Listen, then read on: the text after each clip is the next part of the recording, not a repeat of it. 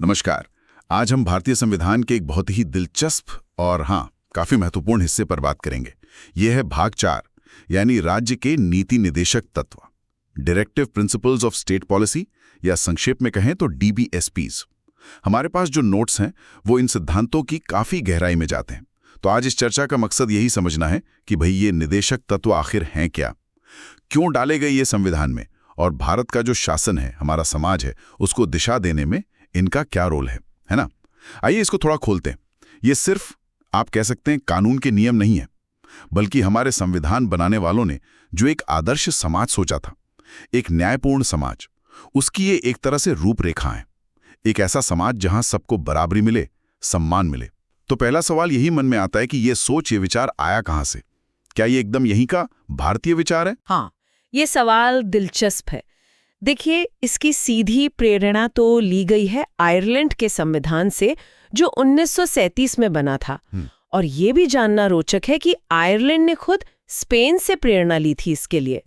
हमारे संविधान निर्माताओं ने इसे फिर भारतीय संदर्भ में ढाला और इसे शामिल इसलिए किया ताकि राज्य, मतलब सरकार, सिर्फ कानून व्यवस्था संभालने वाली या टैक्स वसूलने वाली इकाई ना हो। अच्छा। वो चाहते थे कि राज्य सक्रिय हो, लोगों के कल्याण के लिए, उनकी भलाई के लिए नीतियां बनाए, एक पॉजिटिव भूमिका निभाए। लेकिन यहीं पर वो बड़ा सवाल आता है जो अक्सर लोग पूछते हैं। अगर ये सिद्धांत इतने जरूरी हैं, तो क्या सरकार अगर इनका पालन ना करे तो क्या कोई नागरिक, कोई आम आदमी कोर्ट जा सकता है? क्या इन्हें मौलिक अधिकारों की तरह लागू करवाया जा सकता है? हाँ, बिल्कुल सही सवाल है। और यहीं पर मौलिक अधिकारों और इन निदेशक तत्वों के बीच का जो बुनियादी फर्क है वो सामने आता है। ये तत्व गैर न्याय संगत हैं, नॉन जस्टिशिएबल। गैर न्याय संगत मतलब ये कि आप इन्हें कोर्ट के जरिए लागू नहीं करवा सकते। अगर सरकार इन्हें लागू नहीं करती तो आप अदालत में केस नहीं कर सकते कि जी ये लागू करवाइए। अच्छा। लेकिन इसका ये मतलब बिल्कुल नहीं कि ये महत्वहीन है या इनकी कोई कीमत नहीं है। अनुच्छेद 37 इस बात को बहुत साफ करता है। वो कहता है कि ठीक है, ये कोर्ट में प्रवर्तनीय नहीं है, लेकिन ये देश के शासन के लिए मौलिक है, fundamental in the governance of the country. और कानून बनाते समय इन सिद्धांतों को लागू करना राज्य का कर्तव्य होगा, ड्यूटी ऑफ द स्टेट। ये थोड़ी अजीब सी बात लगती है ना। एक तरफ तो संविधान कह रहा है कि ये मौलिक हैं, राज्य का कर्तव्य है, और दूसरी तरफ आप इन्हें कोर्ट में ले जा नहीं सकते। तो फिर इनका असल वजन क्या हुआ? क्या ये सिर्फ नैतिक सलाह है, अच्छी बातें हैं? देखिए, इन्हें सिर्फ नैतिक सलाह कहना शायद इनकी अहमियत को थोड़ा कम करके आंकना होगा। इनके उद्देश्य बहुत गहरे और बहुत बड़े हैं। सबसे पहला और शायद सबसे जरूरी उद्देश्य है भारत में सिर्फ राजनीतिक लोकतंत्र नहीं, बल्कि सामाजिक और आर्थिक लोकतंत्र की भी स्थापना करना। सामाजिक और आर्थिक लोकतंत्र मतलब एक ऐसा समाज जहां लोगों को सिर्फ वोट डालने का हक ना हो, बल्कि उन्हें सामाजिक बराबरी भी मिले, आर्थिक अवसर भी मिले। सिर्फ राजनीतिक आजादी काफी नहीं है, सामाजिक और आर्थिक न्याय भी चाहिए। दूसरा बड़ा लक्ष्य है भारत को एक कल्याणकारी राज्य बनाना, वेलफेयर स्टेट, एक ऐसा राज्य जो अपने नागरिकों की जरूरतों का ध्यान रखे, उनकी भलाई के लिए काम करे, सिर्फ पुलिस स्टेट ना हो। सही। तीसरा मकसद जो बहुत जरूरी है वो है समाज में जो गहरी असमानताएं हैं, आय में, सामाजिक स्थिति में, अवसरों में, उनको कम करना।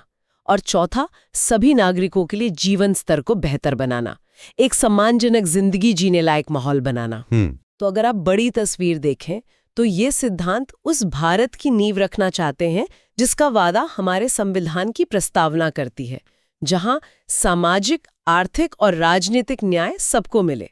ये उस सपने को हकीकत बनाने का एक तरह से रोड मैप है। ये तो वाकई बहुत ऊंचे आदर्श हैं और बहुत जरूरी लक्ष्य भी। अनुच्छेद 36 से 51 तक काफी सारे निर्देश हैं इनमें। चलिए कुछ खास उदाहरणों पर बात करते हैं। कुछ ऐसे अनुच्छेद जिन्होंने सच में भारत की नीतियों को दिशा दी है। यहाँ मामला और दिलचस्प हो जाता है। बिल्कुल। कुछ अनुच्छेद तो ऐसे हैं जिनका जिक्र किए बिना ये चर्चा अधूरी ही रहेगी। जैसे अनुच्छेद 39 को ही ले लीजिए। इसे अक्सर निदेशक तत्वों का, आप कह सकती हैं, दिल माना जाता है। ये सीधे सीधे आर्थिक न्याय पर जोर देता है।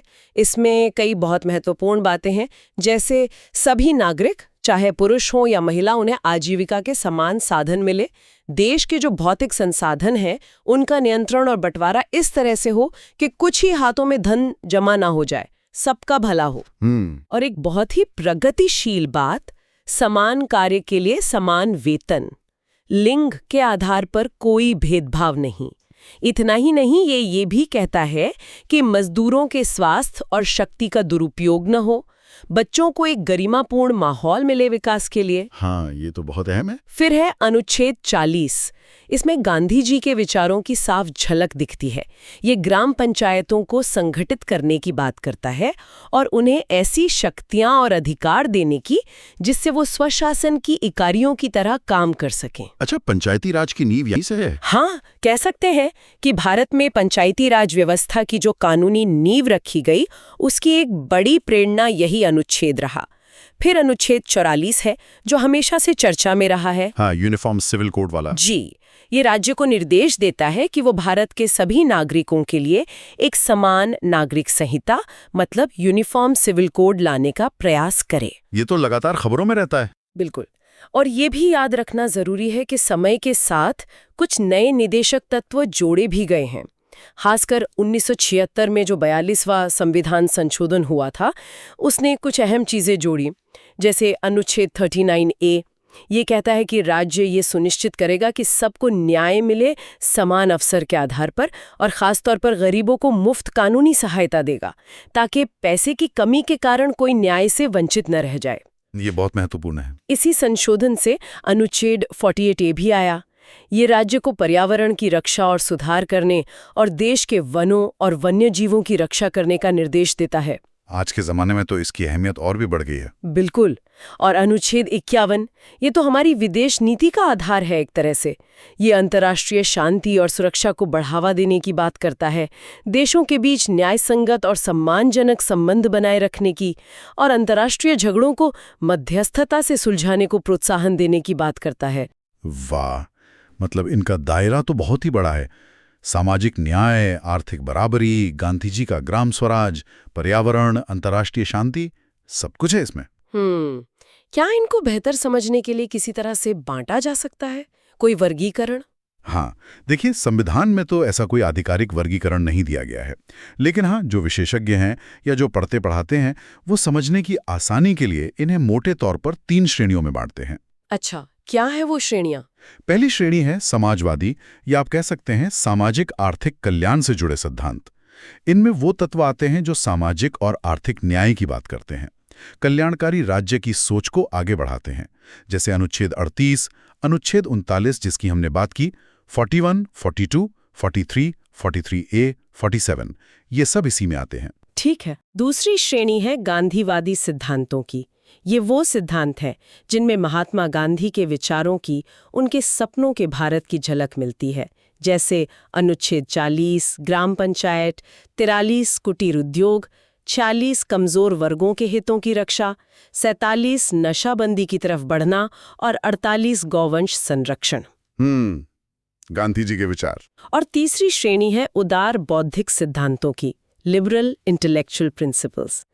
ये आधुनिक, तर्कसंगत और उदारवादी सोच पर आधारित है, जैसे अनुच्छेद 44 समान नागरिक संहिता, 45 शिक्षा, 48A पर्यावरण, 49 स्मारकों का संरक्षण, 50 न्यायपालिका और कार्यपालिका का अलगाव और 51 अंतर्राष्ट्रीय शांति।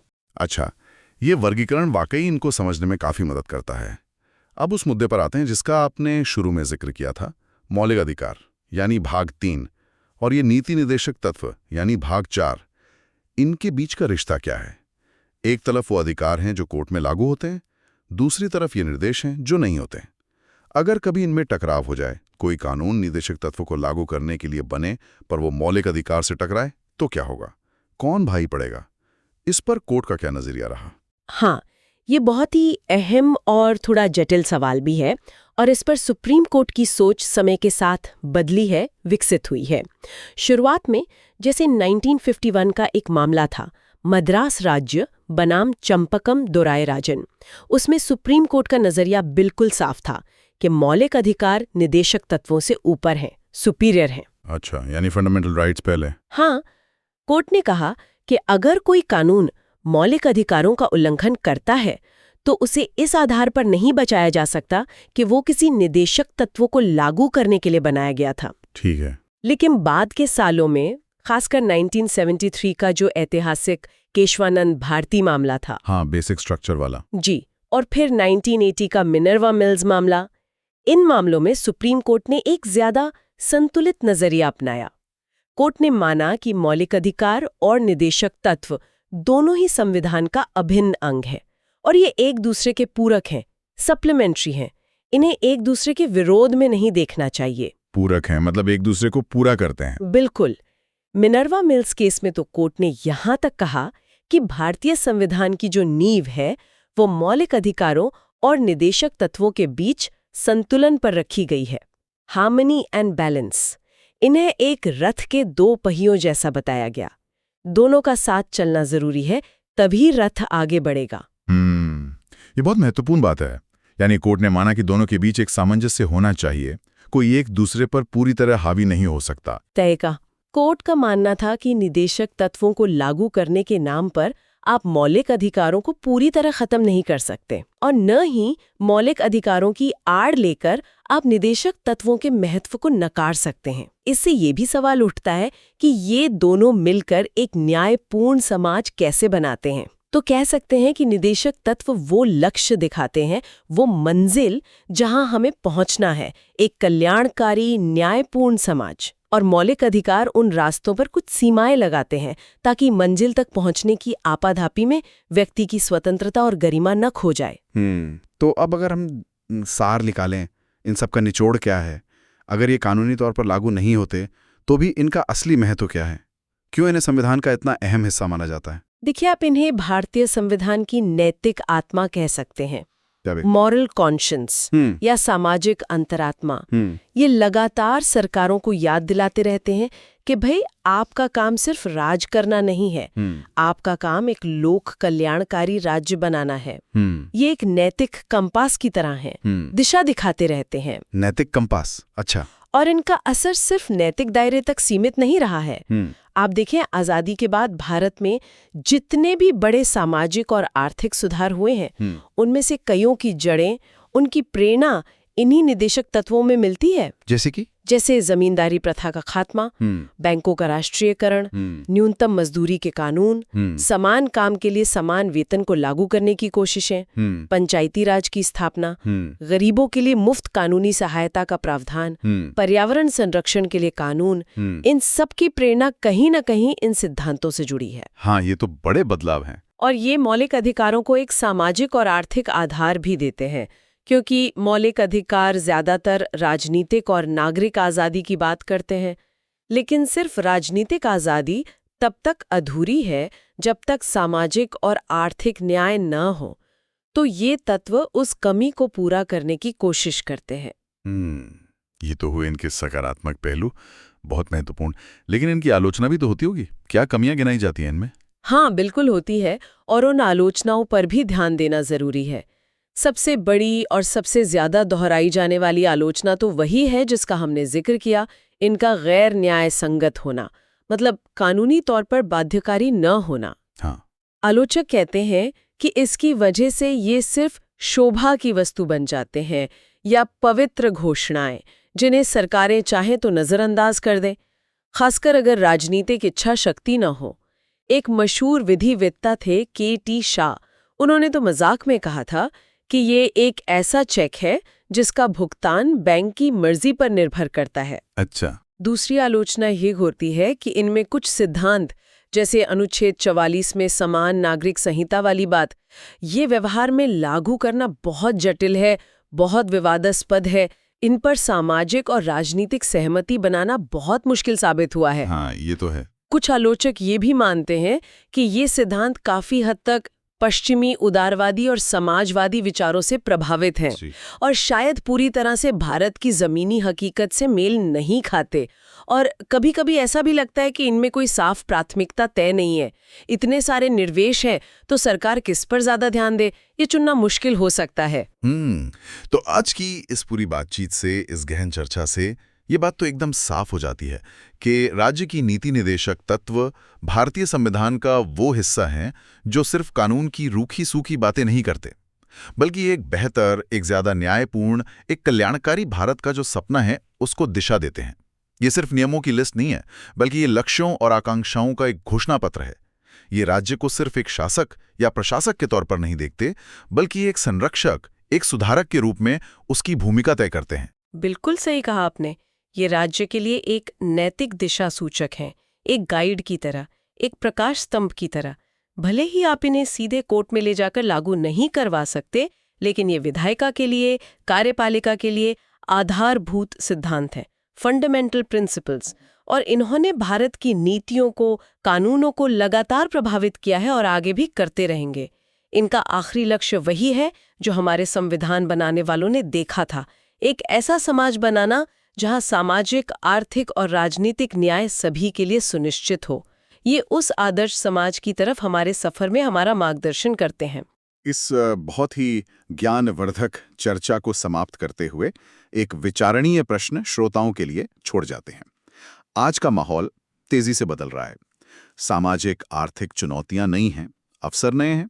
तो ऐसे में क्या ये जो लगभग 7 दशक पुराने नीति निर्देशक तत्व हैं, क्या इन्हें और ज्यादा प्रभावी बनाने के लिए या आज के समय के हिसाब से और प्रासंगिक बनाने के लिए क्या हमें नए सिरे से सोचने की जरूरत है? क्या इन्हें लागू करने के तरीकों में किसी बदलाव की या शायद इनके स्वरूप में ही किसी संशोधन पर विचार करने का समय आ गया है? ये सवाल हैं जिन पर आगे भी बहस और विचार विमर्श होता रहेगा।